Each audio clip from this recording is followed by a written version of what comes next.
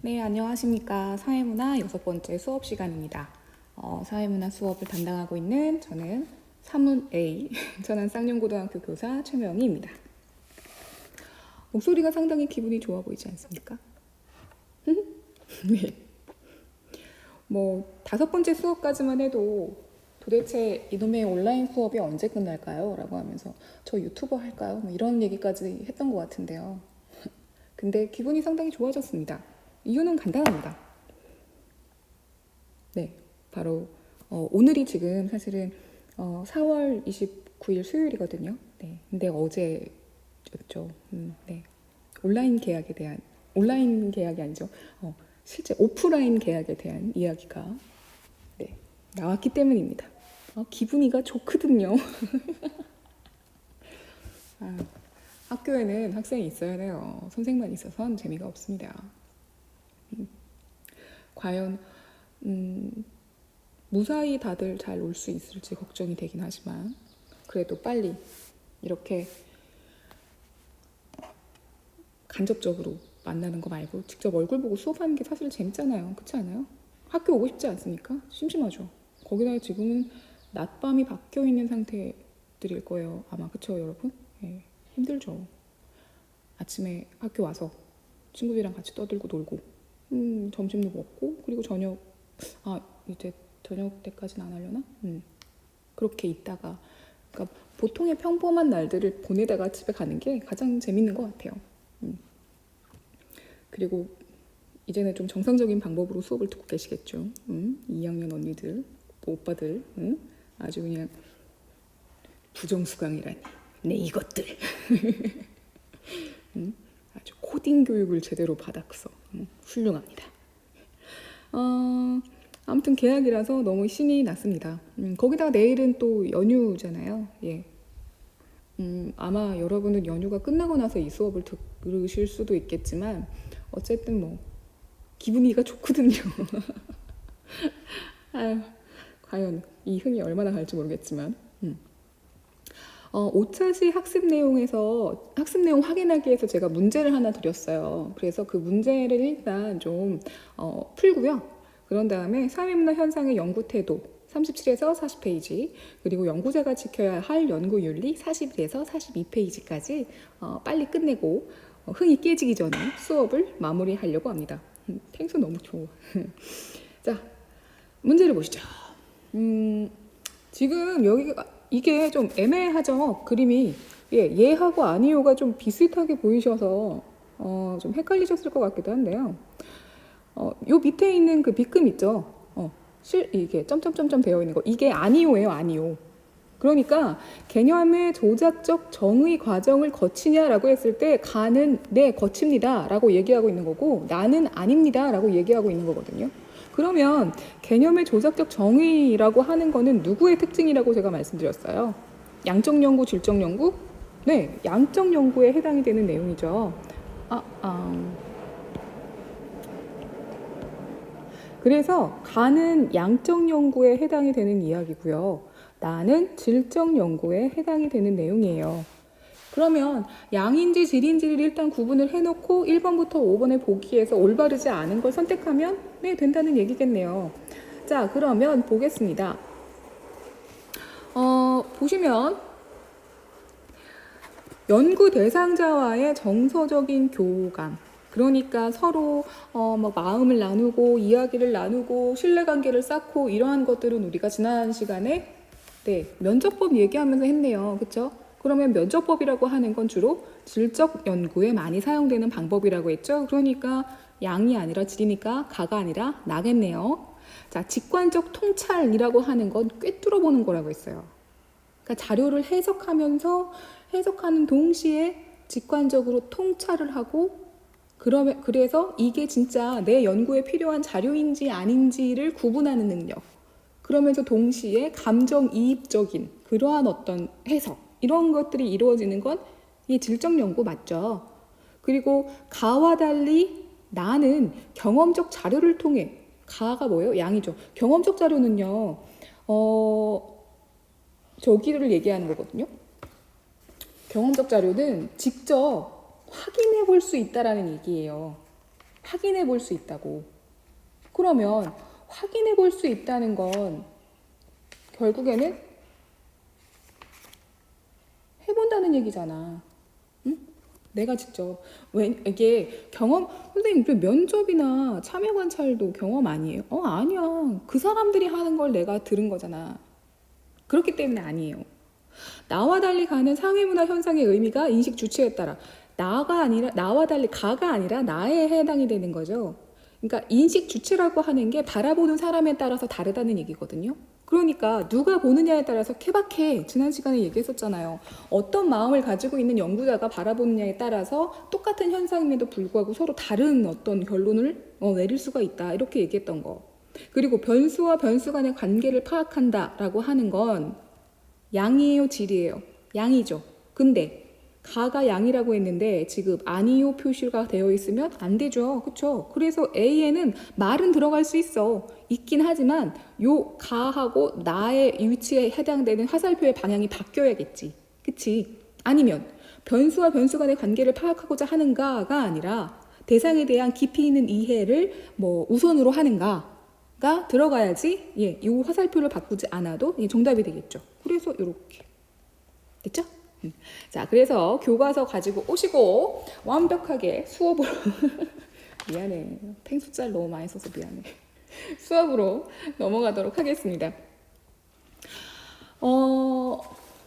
그 사회문화 현상을 어떤 태도로 연구해야 되느냐라고 하는 건 주로 우리가 39페이지에 있는 탐구 활동을 통해서 한번 이야기를 정리해 보려고 합니다.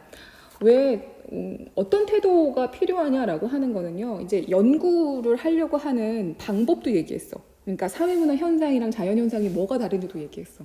아, 그렇구나. 이런 부분이 다르구나. 그러면 이렇게 다른 사회문화 현상을 우리가 한번 탐구해보고 연구를 해보자. 그러면 그걸 탐구하고 연구할 수 있는 방법은 뭐가 있지? 라고 해서 연구 방법을 대해서 얘기했어요. 그럼 이러한 연구를 하는데 자료가 필요할 텐데 그럼 자료는 어떻게 수집을 해야 되지? 라고 하면서 자료 수집에 대한 이야기도 했어요. 그럼 이제 남은 건 뭐에 대한 이야기겠어요? 그걸 연구하는 사람은 어떠한 태도를 가지고 어떠한 규칙을 지켜가면서 어떤 윤리적인 규칙을 지켜가면서 그러한 어떤 현상을 탐구해야 될까라고 하는 그런 마지막 자세에 대한 이야기를 이제 하면은 마무리가 되는 거예요. 지금 어디서부터 출발을 하고 있는 거냐면 사회문화 현상이라고 하는 것을 좀 과학적인, 그러니까 자연과학을 연구하는 것처럼 그렇게 좀 바라볼 수 있지 않을까라고 하는 그 질문에서 지금 시작을 하고 있는 거거든요. 그러면은 뭐가 있어? 탐구 과정에서 뭐가 필요할까? 그럼 그러니까 무언가 이제 사람이 사람을 바라보는 거잖아요. 사람이 사회문화 현상을 바라보는 거잖아요. 그럼 그걸 바라볼 때 그냥 사람이 똑같은 개인이 개인을 바라보는 게 아니라 나는 지금 이걸 연구하는 사람이야. 이거에 대해서 탐구하는 사람이야. 그러면은 조금 다른 어떤 태도를 가지고 있어야 그 사람이 어떤 연구의 결론 또는 탐구의 결론으로 내놓은 것에 대해서 우리가 신뢰하고 그렇구나 라고 인정할 수 있을 거 아니에요. 그래서 지켜야 되는 태도를 얘기하는 겁니다. 그래서 첫 번째 나오는 얘기가 바로 이거예요. 어떤 사람이요. 이건 근데 실제로 있었던 얘기 중에 하나거든요. 그 17, 18세기 그때 미국의 미국이었나? 미국이었던 것 같은데 미국의 유명한 그 생명과학자면서 의사였던 사람이 있었는데 이 사람이 처음부터 답정너였나 봐요. 그러니까 유색인종하고 이제 자기네 백인종하고 좀 백인종이 훨씬 우월하다라고 하는 그런 어떤 인종차별적인 생각을 가지고 있었던 사람인가 봐요. 그래서 이 사람이 사람의 지능은 이 두개골이 크면 클수록 요거에 크면 클수록 뇌가 클 테니까 그럼 뇌가 크면은 머리가 더 똑똑할 테니까 그 차이가 있지 않을까라고 생각을 했는데 처음부터 두개골이 크면 뇌가 클 거고 뇌가 크면 머리가 좋을 거다. 근데 이미 이 사람의 마음속에는 어떻게 백인종이 유색인종보다 훨씬 더 똑똑할 거다라고 하는 답을 이미 내려놓은 거예요. 어떻게? 자신의 주관적인 가치, 편견 이걸 먼저 가지고 있었던 거예요. 그래서 실제 자신의 연구가 그러한 결론, 자신이 어떤 세웠던 가설이 실제로 그렇게 나오게 만들려고 연구를 어떻게 했냐면요. 조작했어요.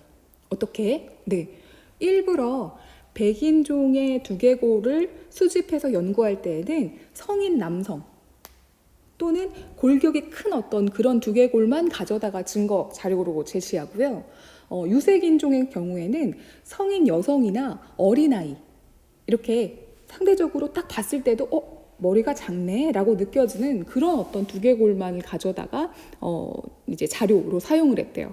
그래서 여기 제 연구 결과에 따르면 큰 두개골을 지닌 유럽인, 얼굴 하얀 사람들, 지적 능력이 가장 뛰어납니다. 했더니 당신의 연구를 믿을 수 없어요. 왜?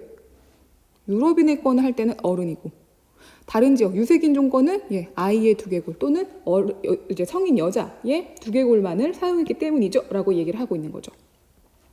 그래서 우리가 첫 번째 사회문화 현상을 연구할 때는 어떤 태도가 필요하느냐, 객관적인 태도가 있어야 그 연구 결과에 대해서 우리가 믿음이 가고 신뢰할 수 있을 거다라고 하는 결론을 끌어오는 거죠. 그래서 자신이 가지고 있는 편견, 선입견을 배제하고 객관적인 태도로 제3자의 눈으로 바라봐야 된다. 그리고 반드시 연구를 수행할 때에는 사실적이고 경험적인 증거에 따라서 수행을 해야 된다. 그리고 연구 과정에서 이게 지켜지지 않으면 아까 전에 얘기했었잖아요. 결과가 왜곡됐어. 그러니까 두개골의 사이즈에 따라서 지적 능력이 높고 높을 수도 있겠지. 그치? 그치만 지금 이 사람은 조작했잖아. 그렇기 때문에 결과가 유럽인들이 머리가 좁고 이건 결과가 완전 달라졌잖아요. 그래서 객관적 태도. 자, 두 번째 개방적 태도라고 합니다. 자, 명절에 차례 음식 준비. 이제 곧 명절이어서 어머님들이 시장을 보고 차례 음식을 장만하느라고 바쁘시더라.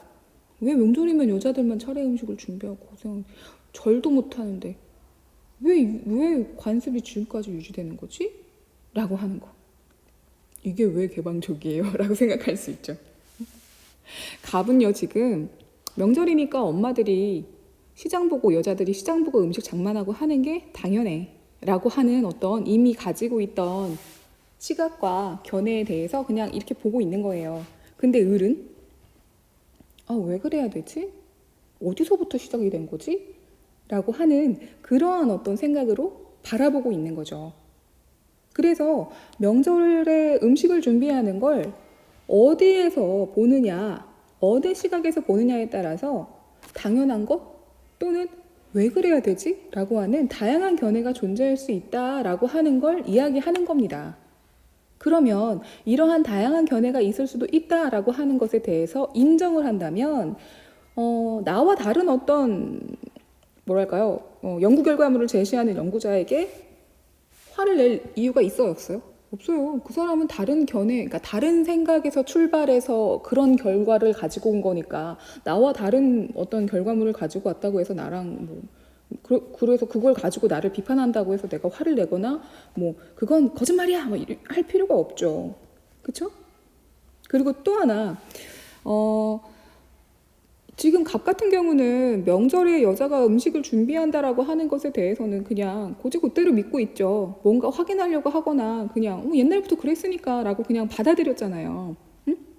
근데 지금 여기에서 하나 지금 좀 적당한 사례는 아닌 것 같긴 하지만 경험적으로 확인하게 되기 전까지는 그걸 믿으면 안 된대. 왜냐하면 이 반증이라고 하는 걸 통해서 얼마든지 뒤집어질 수 있으니까.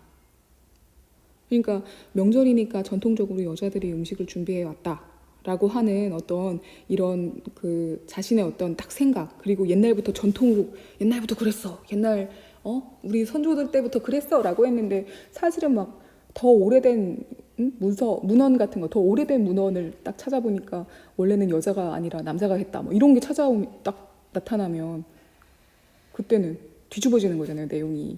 그러니까 확인하기 전까지는 완벽해 보이는 어떤 가설, 어떤 주장이나 그런 어떤 내용도 그냥 저거는 언제든지 뒤집어질 수 있으니까 좀 열어놓고 그걸 바라봐야 된다라고 하는 의미에서의 개방적 태도를 의미하는 거예요.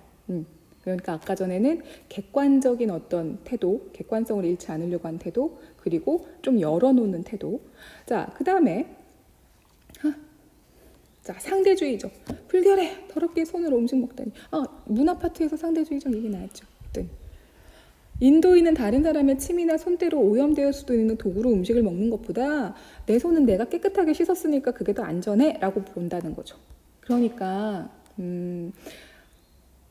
특수한 상황이 그 사회에서는 언제나 존재한다라고 하는 것을 밑에 깔고 그 사회의 맥락에서 그 현상이 가지고 있는 가치, 의미, 이걸 이해하려고 해야 된다라고 한다는 거죠. 그러니까 우리가 젓가락, 숟가락 식당에서 쓰잖아요. 그치? 근데 이렇게도 볼 수 있다라고 하는 거에 대해서 좀 신기하지 않아요? 그러니까 우리는 내가 손을 씻었나? 안 씻었나? 이렇게 잘 모르니까. 그리고 손에 음식이 묻잖아. 이런 거만 생각을 해서 숟가락이나 젓가락을 사용해서 음식을 먹는 게 당연하다라고 생각을 했는데 인도 사람 입장에서는 저거 누가 먹고 씻었는지 안 씻었는지도 알 수 없는 그런 어떤 숟가락, 뭐 스푼이나 나이프나 포크로 그걸 또 내 입에 집어넣느니 그냥 내가 내 손을 씻는 건 내 두 눈으로 확인했고 내가 직접 씻었으니까 내 손이 제일 깨끗하다라고 볼 수 있다는 거잖아요. 오, 발성의 전환이다. 그치? 그러니까 상대주의. 더불어서 이건 또 하나 있어요. 사회마다 경험한 게 다 달라요. 그러니까 우리나라가 역사적으로 또는 뭐 사회적, 시대적으로 경험한 내용들이 다 달라요. 대한민국이 다르고 일본이 다르고 중국이 다르고 다 달라요. 이 다 다른 사회에 어떠한 연구 결과로 나온 똑같은 결과물을 그대로 다 이렇게 적용한다? 그거는 맞지 않다라고 하는 걸 인식하는 것도 상대주의적인 태도라고 이야기합니다. 예를 들면 왜 우리나라에서 코로나 이제 아직 잠잠해지지 않았어요, 그렇죠? 코로나와 관련돼서 유럽, 특히 프랑스에서 굉장히 막 비판하고 미안, 진동 왔어. 굉장히 비판하고 막 어떻게 그럴 수가 있어요 막 하면서 얘기를 했던 것 중에 하나가 뭐였냐면요, 두 가지 부분이었는데요. 하나는 확진자로 확인이 된 사람의 동선을 일일이 다 확인을 해서 그걸 사람들한테 알려주는 거. 그리고 두 번째가 왜 긴급 재난 문자 엄청 많이 왔죠, 우리. 그 긴급 재난 문자라고 하는 걸 시민들에게 다 보내는 거. 근데 신기하잖아. 내 전화번호로 문자를 보내는 것도 신기한데 내가 천안 사람인 거 어떻게 알아서 천안시청에서 나한테 문자를 보냈지? 이런 거. 아니면 내가 충남 사람인 거 어떻게 알아서 충남도청에서 나한테 문자를 보냈지? 이런 거. 그러니까 국가기관이나 권력기관이 시민들의 개인정보와 관련될 수 있는 휴대전화 번호를 다 알고 있다는 거. 그래서 개인의 사생활과 자유를 침해했다라고 하면서 엄청나게 막 비판을 했었거든요. 그러니까 근데 우리는 그거 어떻게 받아들였어요? 일단 그러니까 확진자의 동선을 공개하는 거에 대해서는 일단 뭐 그 사람의 사생활의 자유도 중요하지만, 사생활을 침해하지 않는 것도 중요하지만, 이게 다수의 시민의 건강과 보건이 우선돼야 되는 게, 그렇죠? 자유권과 관련돼서 이렇게 우리가 어떤 쪽이 더 사이즈가 크고 중요하냐라고 비교했을 때 다수의 시민의 건강과 보건이 조금 더 중요하다라고 생각을 해서 이제, 그리고 또 걱정해주는 문자였잖아. 그치? 걱정해주는 문자였잖아. 내가 지금 네가 어디서 뭘 하는지 알고 있어, 이런 게 아니라 걱정해주는 문자였잖아. 확진자 나왔으니까 확인하시고요. 이렇게 돌아다니지 마세요. 뭐 이런 거였잖아. 그러니까 대한민국이 경험했던 어떤 시대적인 사회적인 걸 제대로 잘 이해를 못하니까 프랑스 입장에서는 놀라운 거예요. 왜냐하면 그 사람들은 개인의 자유와 평등 이러한 것들을 위해서 프랑스 혁명, 시민혁명까지 일으켰던 사람이니까 절대로 그런 건 건드리면 안 돼 이렇게 생각하는 사람이잖아요. 그러니까 상대주의적인 태도가 부족한 상황에서 그렇게 이제 보였던 거겠죠. 그러고 보니까 얘네는 상대주의적인 게 되게 부족하네. 그쵸? 우리 물론 이제 우리가 어떻게 보면 좀 고쳐야 되는 부분이긴 하지만 예, 그 식용 개고기 때문에도 엄청나게 비판을 했던 곳이 바로 프랑스이기도 했었죠. 근데 되게 웃긴 게 뭔지 아세요? 지금 유럽에서는 확진자가 지금 뭐 줄어들고 있는 추세긴 하지만 너무 막 빠르게 확산되고 있잖아요. 되게 아이러니한 건 제가 어제 그저께인가 뉴스 봤을 때에는 프랑스에서 드디어 시민들을 대상으로 전화번호를 통해서 긴급 재난 문자를 보내기로 결정을 했답니다. 그렇게 비판하던 개인의 자유를 이렇게 국가가 또 침해할 수밖에 없게 만든 게 바로 또 코로나가 돼버렸네요. 재밌죠? 자, 그래서 상대주의적인 태도, 맥락, 배경 속에서 그것을 이해해야 된다. 그것을 바라봐야 된다라고 하는 내용입니다. 자, 그리고 마지막으로 성찰적 태도. 근데 이 성찰이란 말이 되게 어려운 것 같잖아요. 이 성찰이라고 하는 건 뒤돌아본다라고 하는 거예요. 근데 이 뒤돌아보는 게 어떤 거냐면요. 다 끝난 다음에 뒤돌아보는 건 반성이요, 반성. 근데 성찰은요, 그걸 하고 있으면서 중간중간에 이렇게 뒤돌아보는 거예요. 그러니까 무슨 차이야? 그러니까 언제든지 과정 중에 잘못됐다라고 하는 게 확인이 되면 제대로 방향을 틀 수 있게 중간중간 확인해 가는 걸 성찰 이렇게 살펴보시면 돼요. 그래서 일단 첫 번째 깊게 바라본다라고 하는 의미에서 내면에 담긴 의미와 인과관계를 파악하려고 하는 태도를 우리가 성찰. 그래서 천동설이 지배적이었던 시절, 여러분은 잘못 알고 있어요. 태양이 우주의 중심이고 지구가 태양 주위를 돌고 있다니까요. 말이 됩니까? 당신을 종교 재판해 보시겠습니다. 그러니까 갑과 같은 경우에서는 이제 저기를 하고 있는 거죠. 자기가 왜 저렇게 되지? 깊게 생각해보고 왜 그런 거지? 이렇게 봤을 때 이거 아니네 싶으니까 얘기한 거고. 그리고 천동설이라고 하는 것에 대해서 그거는 어떻게 보면은 이때가 이제 중세 시대인 거죠. 천동설이라고 하는 건 중세의 어떤 그 기독교와 관련돼서 있는 그 기독교가 중심이 되어 있는 것을 뒷받침해주는 어떤 그런 부분이기도 한단 말이에요. 근데 그걸 사실이 아니다라고 용기 있게 외쳤다는 건 연구자로서 자신이 진실을 말하겠다라고 하는 그런 걸 이야기하고 있는 부분이기도 하거든요. 그래서 연구 과정에서 내가 이거 천동설 아닌데 지동설인데 천동설 아닌데 어떻게 해야 되지? 그냥 나 종교 재판 가기 싫으니까 그냥 저기 해야 될까? 내가 저기 해야 될까?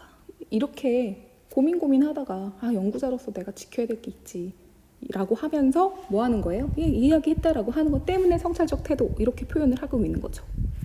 나쁘지 않으시죠? 응?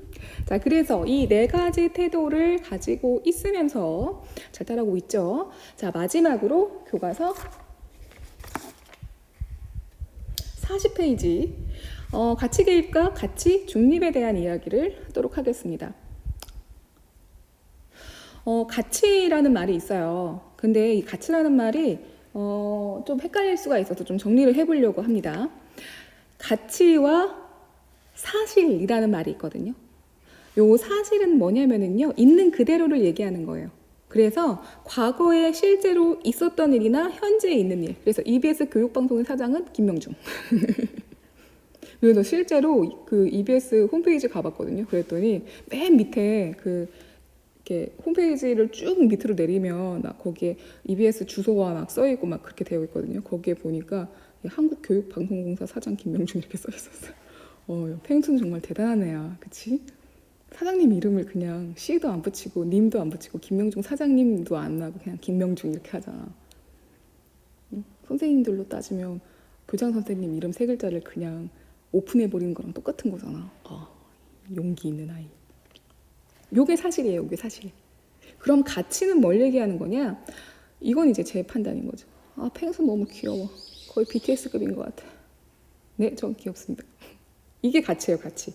그러니까 사물이나 사실에 대해서 어떤 한 사람 또 어떤 뭐 개인이 주관적으로 자기의 생각을 내리거나 평가하는 거, 요걸 그러니까 주관적인 어떤 생각, 요게 바로 가치예요. 그리고 그거를 내리면은 가치 판단이라고 표현을 하거든요. 그러니까 사실과 가치가 뭐가 다른지는 아시겠죠? 그러니까 여기서 얘기하는 가치가 개입된다, 가치가 중립이다라고 하는 거요. 가치가 개입된다는 건 뭘 얘기하겠어요? 거기에 대한 주관적인 생각이 개입, 들어갔다는 걸 얘기하는 거고, 가치가 중립됐다는 건, 네, 그것에 대해서 사실에 대한 어떤 주관적인 그 사람의 생각이 들어가지 않았다라고 하는 걸 의미하는 게 가치 중립에 해당이 되는 거예요. 지금 뭘 얘기하고 싶어서 그러는 거냐면요. 사회문화 현상을 지금 이제 바라봐야 되잖아요. 탐구하고 연구를 해야 되잖아요. 그러면 그 연구를 해야 되는 연구자는요, 자신의 어떤 주관적인 가치, 주관적인 생각이라고 하는 걸 최대한 빼야 된대요. 배제. 그리고 객관적으로 봐야 된대요. 왜냐하면 그 사람의 주관적인 어떤 생각이 연구 과정 안에 들어가게 되면 사실을 사실이 아닌 것처럼 왜곡할 수도 있고, 그리고 사회문화 현상을 정확하게 파악하지 않을 수가 있대. 그렇기 때문에 가치 중립의 태도를 가져야 된대. 근데 그게 가능하냐고. 근데 그게 말이 되냐고. 이게 무슨 의미냐면요. 자, 가치 중립이라는 것 자체가 사실은 굉장히 어려운데 어떻게 연구자한테 가치 중립 이게 안 된다는 거죠. 그러니까 제가 첫 시간에 자연현상이랑 사회문화 현상이랑 비교하면서 차이점 얘기할 때, 사회문화 현상은 가치 함축적, 그러니까 엄청나게 다양한 의미, 그리고 어떤 사람들의 생각, 신념 이러한 것들이 똘똘 뭉쳐져 있는 거라고 얘기했어요. 현상 자체가 가치 함축적이고요. 그리고 그 연구자도 그 사회문화 현상 속에 포함되어 있는 존재예요. 왜? 사회문화 현상은 누가 만들어내는 거니까? 사람이 만들어내는 거니까. 그리고 그걸 바라보는 사람도, 그걸 연구하는 사람도 뭐예요? 사람이 만들어낸 현상에 대해서 그걸 탐구하고 연구하는 사람도 사람이에요. 근데 그 사람이 주관적인 생각이나 가치관 없으면 그거 AI지. 그치? 사람이니까 당연히 주관적이고 자신만의 가치관 가지고 있겠죠. 거기다가 예를 들면 연구자가 자기하고 관계되어 있는 어떤 집단이나 자신하고 이해관계 뭔지 아시죠? 이익과 피해 관계. 그런 거랑 이렇게 얽혀져 있는 그런 어떤 문제에 대해서 객관적인 태도를 유지할 수 있나? 그렇지 않나? 어렵지 않겠어요? 예를 들면 생각해 보세요. 제가 천안 쌍용고등학교에서 여러분하고 수업을 하고 있어요. 근데 여러분에게 뭐 불리한, 안 좋은 그런 내용의 연구나 탐구를 하려고 하겠어요? 안 해요. 왜? 우리 학생들인데, 그렇잖아. 우리 학생들인데 내가 왜 그런 걸 해? 거기다가 그 연구자 스스로가 살고 있는 어떤 시대 또는 그 사회에 어떤 추구하는 가치 이런 게 있을 거 아니에요. 근데 그걸 모른 척하고 외면하고 하면서 할 수 있어요, 없어요? 없어요. 우리나라가 뭐 만약에 지금 뭘 얘기해야 될까? 뭐 교육이라고 하는 게 추구하는 가치 같은 게 있는데 그거랑 정반대되는 내용의 뭐 그런 걸 얘기한다? 돌 맞아. 무서워. 그렇잖아. 그래서 어떡하라고. 그래서 결론이 뭐냐면요. 결국 사회문화 현상을 탐구할 때는 자연과학을 연구하거나 탐구하는 것처럼 가치 중립적이니까 가치라고 하는 걸 모조리 다 뺄 수 있는 그런 상황이 아니겠구나라고 하는 걸 확인한 거예요. 그래서 가치가 개입되는 연구의 단계와 그리고 가치 중립의 태도를 반드시 지켜야 되는 그런 단계를 이렇게 정해놓은 겁니다. 그러니까 여기 핑크색으로 표현되고 있는 자료를 수집해서 분석하고 결론을 도출하는 이 단계에서는 죽었다 깨나도 가치 중립의 태도를 연구자는 지켜야 되고요. 문제를 인식해서 연구 목적을 설정하고 어떻게 연구할 건지 방법을 선택해서 어떻게 자료 수집하고 할 건지 설계한 다음에 요 단계 거쳐서 나온 결과물을 어떻게 활용할 건지 안 할 건지 이러한 것들을 이제 결정할 때에는 연구자의 가치가 개입되는 그런 어떤 과정이다라고 구분이 되는 거죠. 예를 들면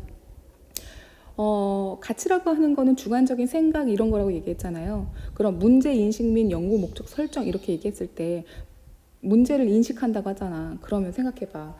어떤 사람은 지금의 어떤 이런 온라인 수업이라고 하는 게 온라인 수업이 이제 이루어지고 있는 지금의 이 사회문화 현상이 문제라고 생각하는 사람도 있고 문제가 아니라고 생각하는 사람도 있을 거예요. 이게 무슨 소리냐면 저는 학교에서 여러분을 만나는 입장이니까 저한테는 사회문화 현상이고 이건 문제야 라고 생각을 할 거예요. 왜? 이거랑 관련되어 있고 여기에 연관이 있는 사람이니까 자연스럽게 여기에 대해서 관심이 있잖아요. 관심이 있다는 건 뭐예요? 이게 주관적으로 나는 이쪽에 쏠려 있는 사람이라는 거예요. 하지만 학교나 이런 거하고 관련이 없는 사람 입장에서는 온라인 수업 이런 거 별다르게 문제라고 생각 안 할 수도 있어요. 사회문화 현상? 이게 뭐 그렇게 대단해? 그렇게 생각 안 할 거예요. 그럼 그 사람한테는 이런 온라인 수업 또는 온라인 수업하면서 부정수강을 했네 뭐 이런 것들이 뭐 그런 걸 뭐하러 연구해 이렇게 할 거란 말이에요. 그럼 그 사람한테는 그게 연구 가치가 없겠지. 연구 대상도 안 되겠지. 그치? 그러니까 여기서는 가치가 개입이 되지. 그리고 연구 방법을 선택하고 연구를 설계한다라고 했을 때 이 연구 방법이 양적 연구할 거냐 질적 연구할 거냐 그 얘기하는 거예요. 그러면 나는 반드시 법칙을 만들어내고 싶고 거기서 일반적인 걸로 이렇게 도출해서 이렇게 적용하고 싶고 이러한 어떤 성격이면 이제 양적 연구를 실시할 거고 아니면 아니 부정한 어떤 그런 수강을 하다니 야 그러한 아이들은 어떤 마음을 가지고 있어서 그렇게 했을까라고 하는 거에 초점을 둔다면 그럼 질적 연구를 하겠지. 그러니까 보는 시각의 차이에 따라서 또 이제 이게 달라지잖아요. 그렇죠? 그럼 여기하고 여기는 안 돼. 여기는 건드리면 안 돼. 왜? 왜곡될 수 있잖아요. 결과가 달라질 수 있잖아. 결과물을 바꿔버려? 안 되지. 그러니까 객관적인 태도. 가치가 중립. 들어가면 안 돼요. 그리고 맨 마지막에 그래서 연구 결과가 나왔어. 그럼 이거를 어떻게 활용을 할 건지 안 할 건지도 그 사람의 어떤 주관적인 판단에 의해서 이제 연결이 되겠죠. 그렇죠? 뭐 되게 게으른 사람이야. 그러면 별로 관심이 없겠지. 하지만 이걸 실제로 적용을 해봐야겠어. 막 이러면서 열정적으로 움직이려는 사람은 그걸 어떻게든 뭐 정책화 시키든 뭐 아니면 어디에 건의를 하든 그런 식으로 해서 연구 결과를 활용을 하겠지. 그치? 그래서 가치가 개입된다 이렇게 표현을 하는 거예요. 괜찮아요? 네, 수업은 여러분이 잘해줘야 됩니다. 자, 조금만 더 빨리 진행을 해보도록 할게요. 자, 41에서 42페이지 연구윤리예요. 이건 조금 딱딱하고 무서운 얘기일 수도 있는데 연구자가 연구만 잘하면 되지가 아니라 이 연구자는 반드시 지켜야 될 연구윤리라고 하는 게 있다고 해요. 이 연구윤리랑 관계되어서 제일 많이 나오는 이야기가 뭐냐면 1960년대에 있었던 그 스탠리 밀그램이라고 하는 사람의 복종 실험이라고 하는 걸 제일 많이 얘기합니다. 권위에 대한 복종 이렇게 얘기하는데요. 이게 그 실제 저기 그 실험하던 모습 사진 자료를 찍은 거고요. 실험은 이렇게 이루어져요. 실험자들을 이제 모집을 해요. 이 실험에 참가할 참여자들을 모집합니다라고 해서 모집을 해서 그 모집한 사람들한테 선생님 역할을 맡아주세요라고 이야기해. 그리고 이 선생님 역할을 맡은 사람들을 이렇게 책상 앞에 앉혀놓거든요. 근데 이 책상 앞에는 점점 이렇게 가면 갈수록 그 단계가 높은 그런 어떤 전압이 높아지는 그런 어떤 스위치 버튼이 있어요. 그리고 요 반대편에는요, 이제 통유리가 되어 있어서 이렇게 보여요, 학생이. 학생이 한 명이 앉아 있고요. 그리고 이 학생은 이 전기 전압, 이 전기 이제 충격기 있거든요. 이거랑 연결이 되어 있어요, 이렇게. 그래서 의자에 앉아 있어요. 이렇게 고정된 상태로. 그리고 이 실험에 참가를, 이 선생님 역할을 모집한 실험자가 여기 앉아서 이 사람에게 문제를 내요. 수학 문제를. 그러면서 선생님 역할을 맡은 사람들에게 뭐라고 얘기하냐면 학생이 틀리면 틀릴수록 틀리는 게 반복될수록 점차 센 그러한 전기 충격을 주세요. 센 버튼을 누르세요. 라고 이렇게 시켜요. 그래서 눌러요. 그래서 처음에 16V씩 올리라고 하거든요. 16V씩. 그래서 전기 충격을 이렇게 하나씩 놀려요. 근데 처음에는 이 학생이 찌릿하네 뭐 이런 반응을 보여요. 근데 다음 단계 16, 32, 48 이렇게 점점 높아지잖아. 그래서 이게 맨 마지막이 450V거든요. 450V면 여러분 우리 집에서 쓰는 전압이 220V예요. 근데 맨 마지막에 450V거든요. 450V까지 전압을 올려요. 그래서 이 사람이 명령을 해요. 또 틀렸어, 얘가. 그랬더니 자, 맨 마지막 버튼 누르세요. 그러니까 밀그램이 확인하고 싶었던 건 뭐냐면 이 세상에 정말 착한 사람이 있을까? 아무리 부당한 그런 어떤 명령이나 이런 거에도 어떤 자신의 도덕적인, 윤리적인 그런 어떤 태도를 끝까지 지키는 사람이 있을까? 라고 하는 사회심리학적인 실험을 하고 싶었던 거거든요. 그래서 이 선생님 역할을 했던 사람들을 모집해갖고 과연 이 사람들 중에 몇 명이나 맨 마지막 버튼까지 누를까? 라고 예상을 하면서 이제 실험을 계획한 건데 사실은요. 이 사람도 연기자고요. 이 사람도 연기자예요. 오로지 이 실험에 대해서 다 연기자라는 걸 모르는 건 실험에 참가한 선생님 역할을 맡은 일반 시민들 그리고 사실 요거 연결 안 돼 있어요. 이 사람이 전기 충격이 오는 것처럼 연기를 한 것뿐이에요. 그러니까 이 사람만 그걸 모르고 있는 거죠. 근데 놀랍게도 이 선생님 역할을 맡았던 일반 시민들 중에 거의 65% 그러니까 40명 중에 26명이 이 맨 마지막 버튼까지 눌렀대요. 왜냐하면은 이 사람이 굉장히 전문가처럼 보이잖아요. 실험 가운 탁 입고서는 누르세요. 제가 틀렸잖아요. 누르세요. 이렇게 명령을 하니까 거기에 눌려서 사람을 죽이기 충분한 전압인 450V를 다 눌러버린 거예요. 그리고 이 학생이 막 괴로워하고 막 으악 실신하고 하는 모습을 보면서 막 어떡하지 하지만 저 사람이 시키니까 너 해야겠네 하면서 눌러버린 거죠. 그래서 이 실험은요 결국에 결국 모든 사람들, 그러니까 대부분의 사람들은 자신이 옳지 않다라고 하는 그런 행동도 뭔가 권위를 가지고 또는 권력을 가지고 있는 사람이 시키면 그대로 실행을 한다라고 하는 그런 어떤 결론을 가지고 이제 발표가 됐는데요. 이 실험이 뭐 때문에 이제 비판을 받았냐면요. 이 사람들에게 이 실험에 대한 설명을 아무것도 하지 않았어요. 그러니까 이 실험은 사실은 가짜였어요. 이렇게 뭐 실험이 끝난 다음에 얘기를 해준다던가 아니면은 이거는 뭐 전기 충격과 뭐 지적 능력의 상관관계를 뭐 이렇게 알아보려고 하는 게 아니라 뭐 이런 하나도 아무것도 선생님 역할을 한 사람들에게 아무것도 알려주지 않았어요. 그래서 이 역할을 맡았던 사람들은요 실제로 자기가 전기 충격 마지막 버튼을 눌렀기 때문에 사람을 죽였다라고 하는 트라우마에 걸려가지고요 평생 괴롭게 살았대요. 무슨 얘기인지 아시겠어요? 그러니까 사회문화 현상이라고 하는 것을 탐구하고 연구하는 건 결국 인간을 대상으로 하기 때문에 사람을 대상으로 하기 때문에 일반 자연과학 연구보다 더 윤리적인 잣대가 필요합니다.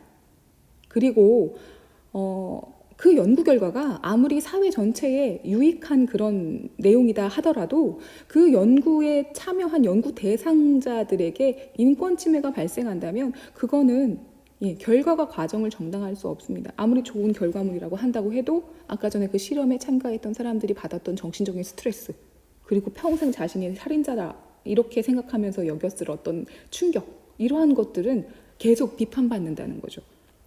그래서 이 밀그램의 그 실험은요 뭐 인간의 도덕성을 보여준다라고 하는 것 때문에 많이 인용되기도 하지만 정말 실험에 참가한 사람에게 제대로 설명하지 않아서 그래서 비판받는 내용이기도 해요.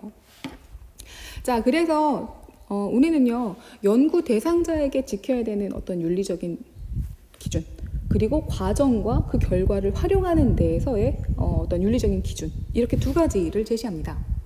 자, 일단 첫 번째, 대상이 인간이에요. 그쵸? 그러니까 연구 윤리를 어떻게 지켜야 되냐? 일단은요, 연구 대상자에게 이 연구가 어떠한 성격을 가지고 있고, 그리고 목적이 뭐고, 어떻게 연구가 이루어질 것인지에 대한 정보를요, 언제? 사전에 제공해야 됩니다. 그래서 이 연구에 참가할 건지 안 할 건지를 스스로 선택해서 동의를 얻은 다음에 연구해야 돼요. 근데 만약에 이러한 정보를 주면 이 사람이 뭔가 계산된 행동을 하거나 또는 연구 결과에 뭔가 왜곡된 영향을 줄 수 있는 그러한 어떤 좀 알려주면 안 될 것 같은데 뭐 이런 생각이 들면 연구가 끝난 뒤에도 반드시 정보를 주고 양해를 구해야 돼요.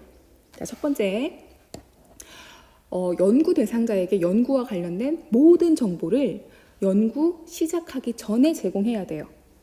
하지만 만약 그 정보를 제공하는 것 때문에 연구의 내용에 좀 영향을 줄 것 같다라고 판단이 들면 연구가 끝나고 나서 반드시 설명을 하고 양해를 구해야 됩니다.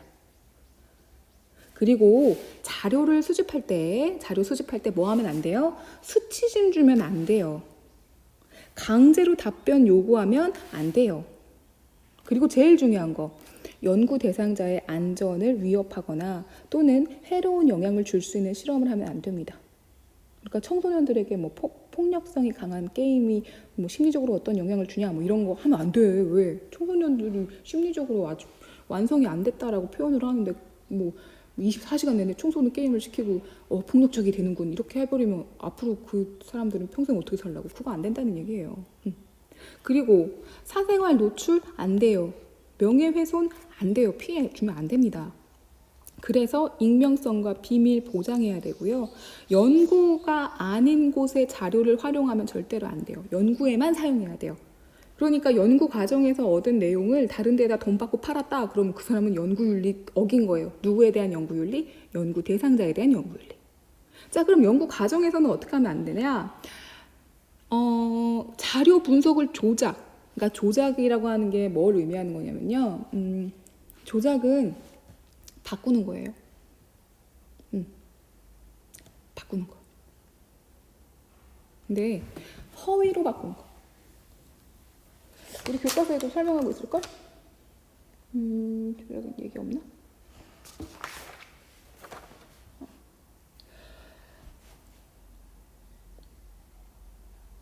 여기서는 안 나오는구나. 내가 다른 곳으로 간다.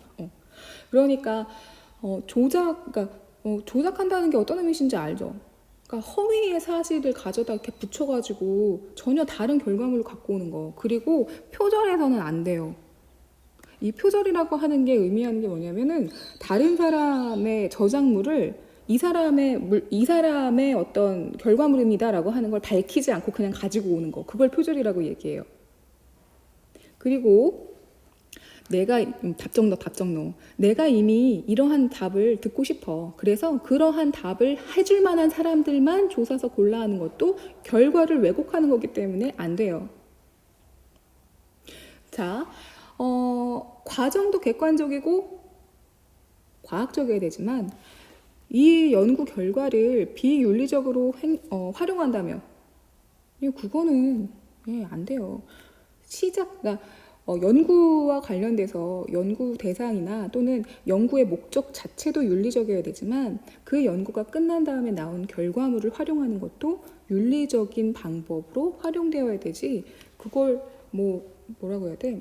비윤리적인 그러한 어떤 방법으로 활용한다? 그런 것도 안 된다는 거죠. 그리고 아무리 그게 사회 다수의 사람들에게 이익을 준다고 하더라도 여기 사회적 소수자에게 불이익을 주거나 또는 특정한 집단에게 명예를 훼손한다거나 이런 것도 안 된다는 겁니다. 굉장히 어렵죠? 자, 그래서 한 번씩 살펴보시면서 탐구 활동에서 이제 한번 내용을 정리해보자 합니다. 자, 자료 1. 연구자 갑은 비행 청소년들의 비행을 심층적으로 이해하려고요. 질적 연구를 하기로 했대요. 그래서 학생들의 동의를 받았어. 일단 비행 청소년의 동의를 받기는 했는데 참여 관찰하려고.